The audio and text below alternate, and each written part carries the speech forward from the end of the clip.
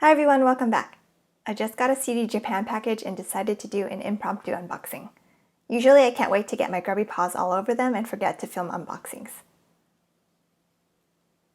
First is the Bisyodo puffy brush in the pink color. It comes with a little stand and we'll get back to this later.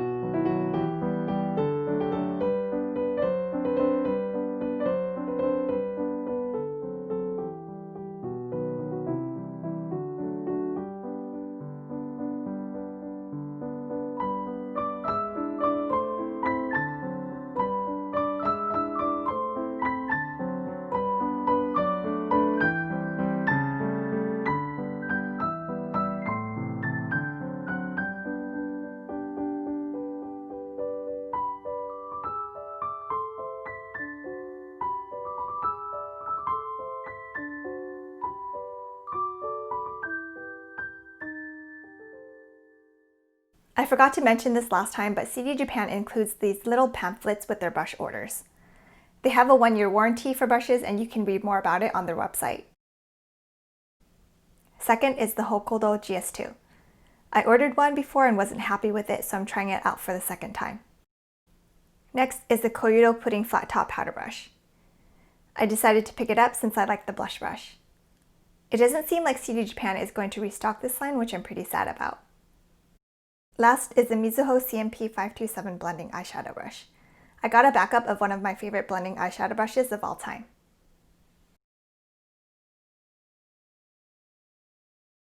Back to the Bisyodo Puffy. A lovely subscriber mentioned great things about the Bisyodo Puffy in the comment section of my last CDJapan haul video. After hearing all these great things about it from her, I was quite intrigued and tempted. Thank you for sharing what you hauled with me. It's made out of dyed psycho hair and feels soft on the back of my hand. Here it is compared to the Koyudo LMPG on the right. They're both very soft. The LMPG has a larger head and is denser. If you missed out on the soft Fupa one, then consider giving this one a try. The puffy comes in black and pink versions. The bristles are more loosely packed and longer on the pudding powder brush compared to the blush brush. Now that I have it, it's more suitable to use with setting powder for me compared to the blush brush. While the blush brush doesn't apply powder cakey, it's a little too dense for my liking. I think it's better suited for people who love to buff product into the skin. Granted, it's a blush brush and I mainly use it as one, but brushes can be multi-purpose. I'd rather use the powder brush to smooth on powder instead of stamping and buffing. I found the blush brush to be great for matte glow play blushes. Onto the Houkodou GS-1. The first one I had a lopsided head and blunt hairs which scratched my eyelids. Blunt hairs as in some of the tips were already broken when it came new. This one is bundled more evenly and feels much better. I'm looking forward to using it. The Mizuho CMP 527 is an affordable gray squirrel and pony blending eyeshadow brush. Their new one is a little bit smaller and feels like it has a lot less pony hair and is softer than the old one. I think it has less resistance too. It could just be the conditioner making it feel softer, so I'll see after I've washed it. This is how the puffy and pudding powder brush look post-wash. The puffy looks the same.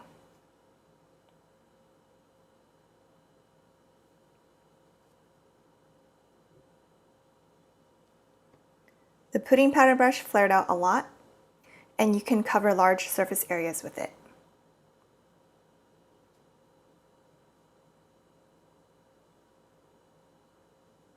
So compare these two. I appreciate the flexibility it offers and how the hairs aren't densely packed, so I could use it to smooth powder on.